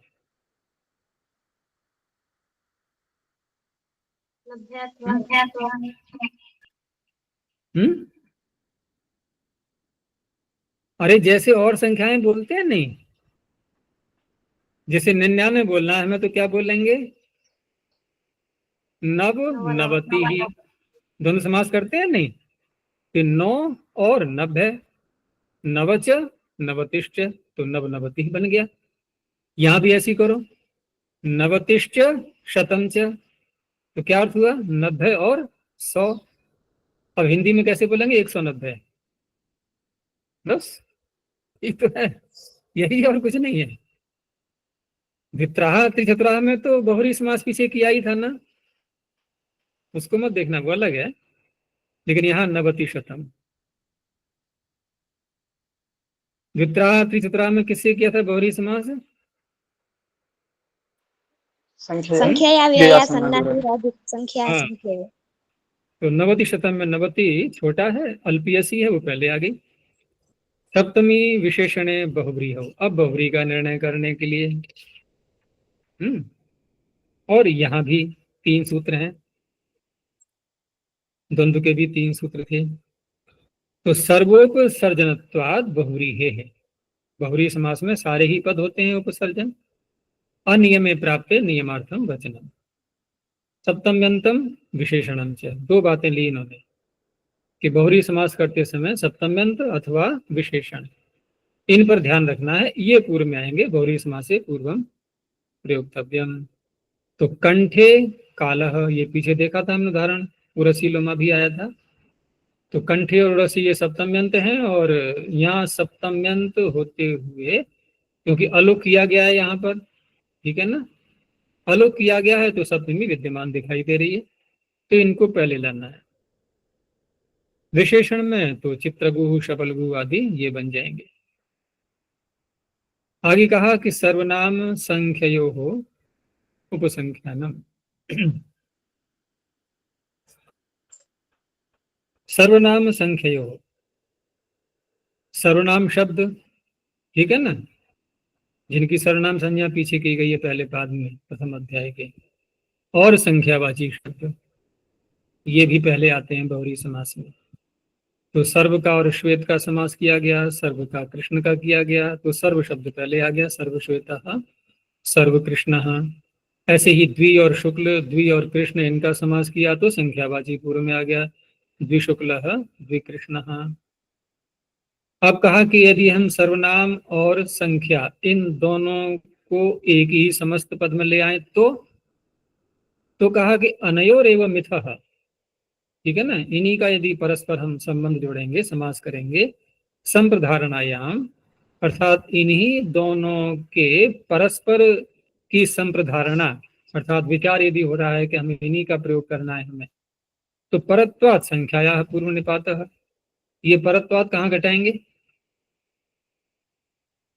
कहाँ घटाएंगे, किसके पर होने से, वार्तिक में ही देखो पर कौन है, सर्वनाम पर है या संख्या पर है, संख्या। संख्या। ये यही इसी की ओर संकेत है ये कि पर होने से संख्या का पूर्व निपात होगा, ठीक है ना। तो जैसे द्वि और अन्य, अब द्वि है संख्या, अन्य है सर्वनाम, तो कौन हो तो संख्या पहले आएगी। ऐसे ही त्र्यन्य वा पूर्वस्य पूर्व निपातः, नहीं प्रियस्य, वा प्रियस्य पूर्व निपातः। तो प्रिय शब्द का समास जब किसी के साथ में करेंगे तो वहां पर प्रिय शब्द यद्यपि विशेषण है ये, तो सप्तमी विशेषण है बहुव्रीहि, विशेषण पूर्व में आना चाहिए। तो कहा नहीं, प्रिय को हम पर भी ले सकते हैं, तो गुड़ प्रिय है, प्रिय गुड़ है, ठीक है ना। गुड़म प्रियम यस्य, गुड़ प्रिय है जिसको। सप्तम्याः पूर्व निपाते प्राप्ते गड्वादिभ्यः सप्तम्यंतम परम, सप्तमी का पूर्व निपात सूत्र के द्वारा हो ही रहा है, तो वहां कहा कि गड्वादिभ्यः सप्तम्यंतम परम, गडुवादी जो शब्द हैं जो उनमें सप्तम्यंत परे हो जाता है, जैसे गडुकंठः, गडुः कंठे यस्य, गडुः शिरसि यस्य, तो अगला पद सप्तम्यंत है। यहाँ यह मत देखना कि सप्तम्यंत यहाँ दिखाई कहाँ दे रहा है, जैसे कंठे काला में दिखाई दे रहा था वो, ठीक है, वहां संयोगवश अलुक भी हो गया, यहाँ पर लुक हो गया है, लेकिन माना तो सप्तम्यंत ही जाएगा विग्रह में। तो गडु कंठा गडु शिराह, फिर कहा कि कथम वहे गडु, तो वहे गडु में तो गडु परे आ रहा है, जबकि वहे सप्तम्यंत है, यहाँ पर गडवादी से परे नहीं आया ये। अब एक उत्तर दिया है जो उत्तर अगले सूत्र में भी जाएगा बार बार, कि प्राप्तस्य च अबाधा व्याख्या, यदि कहीं पर कोई आर्ष प्रयोग ऐसा मिलता है जो सूत्र के नियमों के विपरीत दिखाई दे रहा हो, तो क्या करें, तो कि वहां बाधा मत डालना सूत्र बोल करके वहां बाधा मत डालना। तो क्या करें फिर, कि कोई व्याख्या कर लो ना ऐसी कि वो भी सिद्ध हो जाए आर्ष प्रयोग। तो क्या व्याख्या करें बोलो। देखो आगे सूत्र आने वाला है, वाहिताग्न्यादिषु, वाह आ रहा है नहीं विकल्प, तो वाह जब निकट आ रहा है तो वहां से उसकी सहायता ले लो, उसको पीछे ले लो, और पीछे लेकर के क्या, उसके साथ में लगा दो विशेषण व्यवस्थित विभाषा, बस हो गया, बाधा नहीं डालनी है वहां कोई भी। तो ये उत्तर अगले सूत्र में भी लगाते रहना, ठीक है ना। तो वही गढ़ु आर्ष प्रयोग मिलता है तो मिलने दो, कोई आपत्ति नहीं। निष्ठा, निष्ठान्तम च बहुव्रीहि समासे पूर्वम प्रयोक्तव्यम, और निष्ठांत का प्रयोग बहुत होता है बहुव्रीहि समास में। तो कृतकटः, भिक्षित भिक्षः, इसको संभाल लेना, ये भिक्षित भिक्षी ही जो मिलता है ये पाणिनि के नहीं मनी, असल में ये है हैम शब्दानुशासन में, इन्होंने शायद ये टिप्पणी नीचे दी है ना, क्या दिया है देखो, हाँ हई हई कह करके दिया है ना, भिक्षित भिक्षी ही इति हई, और कहीं कहीं मिलता है भक्षित भिक्षा, भक्षिता भिक्षा ये न। तो यहाँ पर भी हमें लेना है, क्योंकि भिक्षी अगर मानेंगे हम तो प्रश्न ही उठेगा ना, भिक्षा से ई प्रत्यय कहाँ से आया। अब हैम शब्दानुशासन, हैमाचार्य ने कहीं कोई सूत्र बनाया होगा ऐसा समासांत प्रत्यय करने वाला, तो वो तो बना लेंगे, हम तो नहीं बना पाएंगे। तो यहाँ होना चाहिए भिक्षित भिक्षा। ऐसे ही अवमुक्तोपानत कहा, आहूत सुब्रह्मण्य। अब कहा कि ये जो निष्ठांत शब्द हैं ये तो बहुव्रीहि समास में हो या अन्यत्र कहीं हो, ये तो विशेषण के रूप में ही आते हैं ना सदा। तो विशेषण विशेषण बहुलम से ही पूर्व निपात इनका हो जाता, उससे सप्तमी विशेषण बहुव्रीहि से ही पूर्व निपात हो जाता। तो ननु विशेषणम एवं अत्र निष्ठा, तो कहा कि नैष नियम, ये कोई नियम नहीं है कि ये विशेषण ही बने रहें। क्यों, क्योंकि विशेषण विशेष्य भावस्य विवक्षा निबंधत्वात्, विशेषण विशेष भाव ये विवक्षा से निबद्ध होते हैं। ये वक्ता के कहने की इच्छा के आधार पर विशेषणत्व या विशेष्यत्व आता है। ये चर्चाएं अनेकों बार पीछे भी हो चुकी हैं विशेषण विशेष्य की। ये बहुत विचारणीय विषय रहता है कि दोनों परस्पर कैसे बदलते हैं, और हम देखते ही यहाँ पर पीछे भी परिवर्तन देखते रहे हैं कि विशेषण विशेष्य बन जाता है और विशेष्य विशेषण बन जाता है। तो ऐसा नियम नहीं है कि आप निष्ठांत को कहो कि सदा विशेषण ही रहता है। अगर वक्ता की इच्छा उसको विशेष्य कहने की है तो फिर आप सूत्र कैसे लगाओगे सप्तमी विशेषण बहुरी? तो हमें कौन सा लगाना पड़ेगा फिर? निष्ठा। ये कहने का तात्पर्य है।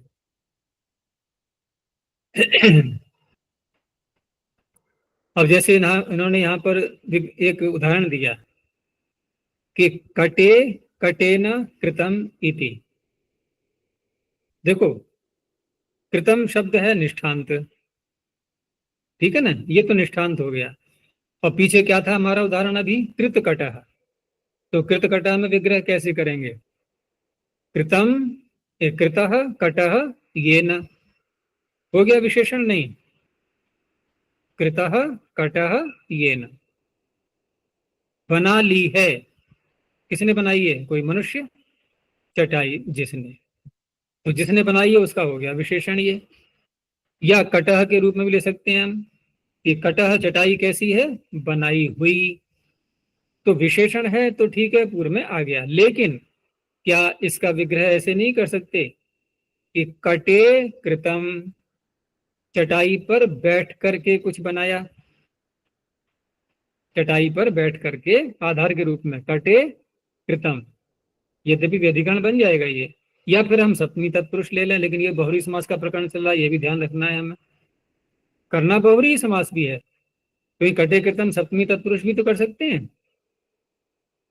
चटाई पर बनाई गई वस्तु, और एक क्या है? चटाई पर बैठ करके बनाया है जिसने, कटे कृतम ये ना, आधार के रूप में। ये सुनी वीडियो हैंग हो गया। तो कटे कृतम, अब यहां पर निष्ठांत शब्द विशेषण नहीं है चटाई का। ऐसे ही कटे न कृतम, अब चटाई के द्वारा ही कुछ कर लिया गया। चटाई को लपेट करके और किसी पर प्रहार ही कर दिया, कुछ भी कर दिया, तो कटे न कृतम। अब यहां पर भी कृत शब्द विशेषण के रूप में नहीं है चटाई का। तो कटे कटे न कृतम इति वा विग्रही तव्यम, ऐसे भी तो विग्रह कर सकते हैं। तो वहां पर भी बहुरी निष्ठांत शब्द विशेषण न होने पर भी पूर्व में आएगा, ठीक है। आगे, निष्ठाया पूर्व निपाते जाति काल सुखादिभ्य परवचन। अब ये इस सूत्र का वार्तिक अपवाद के रूप में बन रहा है कि निष्ठाया पूर्व निपाते, पूर्व निपात जो आपने कहा है, लेकिन जाति काल और सुखादि जो शब्द आते हैं, जब इनका प्रयोग साथ में आएगा और निष्ठांत भी साथ में है तो निष्ठांत शब्द परे आएगा। जैसे शार्ंग जगधी, शार्ंग को खा लिया है जिसने, या पलांडु भक्षिति, तो भक्षिति यानी जग्ध भक्षित ये शब्द निष्ठांत हैं, परे आ रहे हैं। और शार्ंग और पलांडु ये जातिवाचक शब्द हैं। अब कालवाचक का दिया, मास जाता है संवत्सर जाता है, 1 महीना हो गया उत्पन्न हुए या 1 वर्ष हो गया, मासे में जाता है संवत्सर में जाता है, ऐसे विग्रह करेंगे। तो कालवाची शब्द से उत्तर आ गया निष्ठांत शब्द। सुखादियों का दिया, सुख जाता है दुख जाता है, तो यहाँ भी निष्ठांत शब्द सुखादियों से परे आ गया।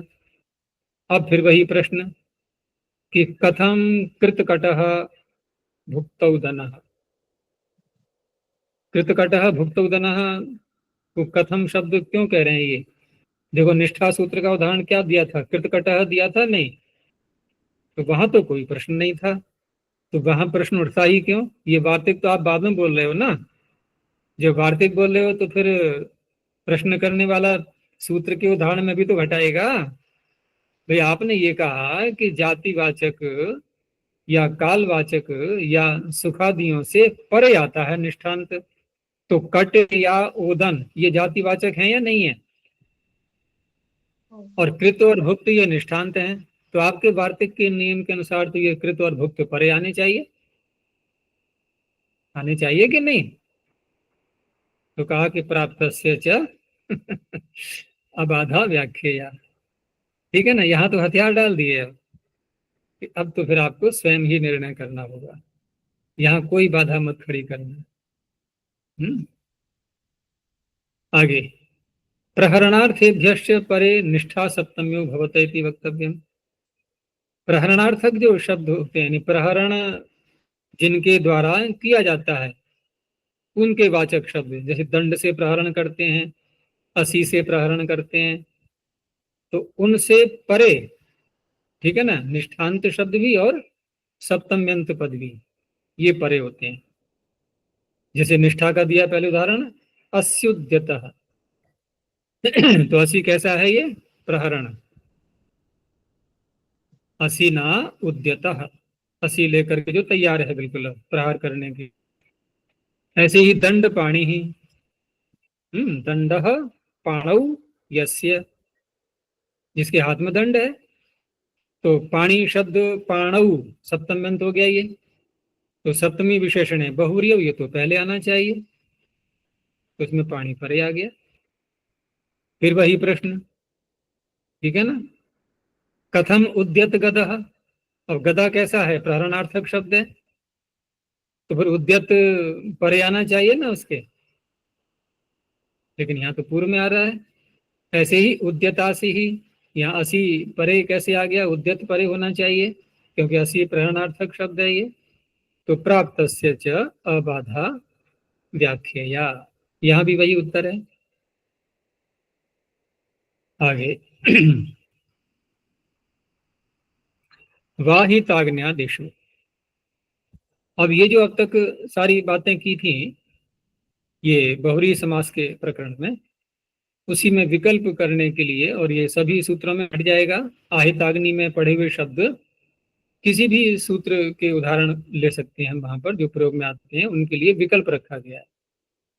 तो निष्ठा इति पूर्व निपाते प्राप्ते विकल्प उच्यते, निष्ठा सूत्र निकट था तो उसी को ले लिया इन्होंने यहाँ पर, कि विकल्प का विधान यहाँ पर किया जा रहा है।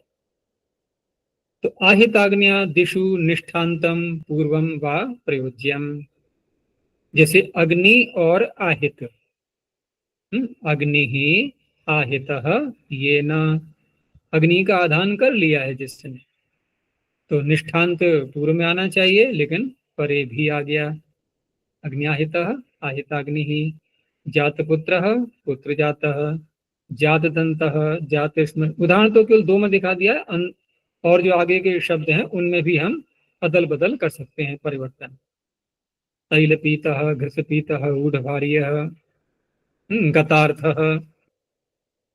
फिर कहा कि आकृति गणश्चयम, सीमा भी हटा दी सारी, कि आकृति गण है, इसलिए अन्य कोई भी शब्द ऐसा यदि दिखाई दे रहा है कि पूर्व किसी सूत्र से पूर्व निपात की प्राप्ति हो रही हो और कुछ परिवर्तन जैसा दिखाई दे रहा हो, तो इस सूत्र में ले लेंगे उसको। तेन गडु कंठ प्रभृतया इहैव द्रष्टव्या। अब ये जो पीछे के शब्द थे ना, जहां उन्होंने कहा था कि प्राप्त से च अबाधा व्याख्या इत्यादि, तो वहां गडु कंठ आदि जो शब्द हैं वो यहीं पर ले सकते हैं, कोई अंतर नहीं पड़ेगा। अंतिम सूत्र पाद का, कडारः कर्म धारय। अब कडारा में बहुवचन है, तो बहुवचन होने से यहाँ पर आदि शब्द जोड़ करके गण के रूप में ले लेंगे।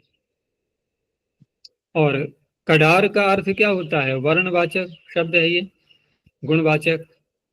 तो यहाँ गुणवाचक ही शब्दों का ग्रहण किया गया है, इसलिए अर्थ करते समय कह दिया गया गुण शब्दानाम, गुण शब्दानाम विशेषणत्वात् पूर्व निपाते प्राप्ते विकल्प उच्यते। तो विशेषण का पूर्व निपात किस सूत्र से हो रहा था पीछे? सबके कैमरे बंद हो गए। विशेषण का पूर्व निपात किस सूत्र से हो रहा था? बहुव्रीहि में सप्तमी विशेषण बहुव्रीहि। ये सूत्र क्या कह रहा है? कौन सा समास ले रहा है ये? बहुव्रीहि। बहुव्रीहि ले रहा है। कर्मधारय। नहीं, कर्मधारय। तो फिर वही प्रश्न दोबारा, विशेषण का पूर्व निपात किससे प्राप्त हो रहा था कर्मधारय में? विशेषणम विशेषण बहु। ये पूर्व निपात करता है, समास करता है। उपसर्जनम हाँ, उपसर्जनम। विशेषणम विशेषण बहुलम से समास करेंगे तो विशेषण का तो पूर्व निपात तो उपसर्जनम पूर्वम से प्राप्त हो रहा था, उसके लिए तो गुण शब्दानां विशेषणत्वात् पूर्व निपाते प्राप्ते विकल्प उच्यते। कडारादयः शब्दाः कर्मधारये समासे वा पूर्वं प्रयोक्तव्याः।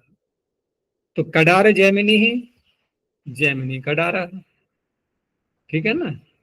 तो कडार शब्द हम पूर्व में भी ले आए और अंत में भी बोल सकते हैं। आगे कुछ और शब्द गिना दिए इन्होंने, गुणवाचक हैं ये। कडार, गडुल, काण। काण माने जिसका एक नेत्र खराब हो जाता है, ऐसे खंज एक पैर की खराबी है। कुंठ, कुंठ किसे कहेंगे? जिसका एक हाथ शायद खराब हो जाता है। टीचर यहाँ पे तेलुगु में कुंटोड़ा मतलब ठीक से नहीं चल पाता पैर से।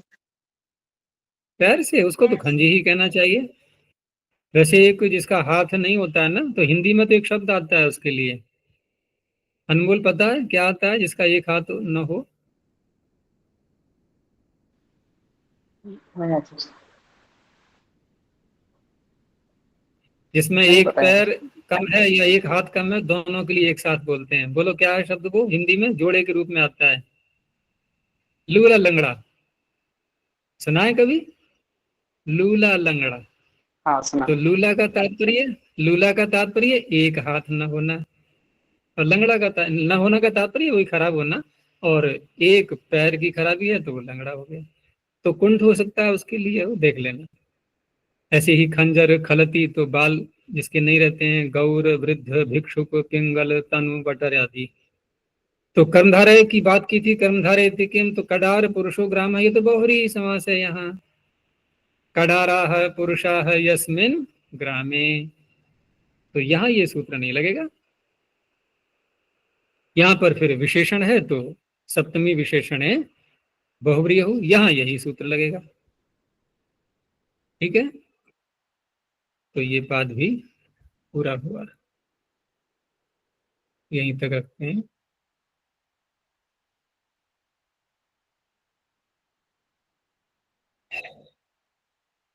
तो समास का प्रकरण तो यहाँ पर दोनों पादों में समाप्त हो चुका है। आगे विभक्तियां चलेंगी फिर अब। प्रणव ध्वनि। ओ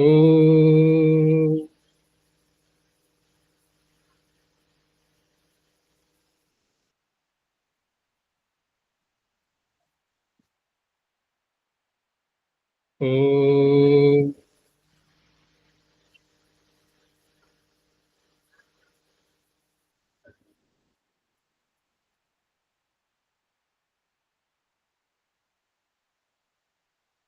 ओ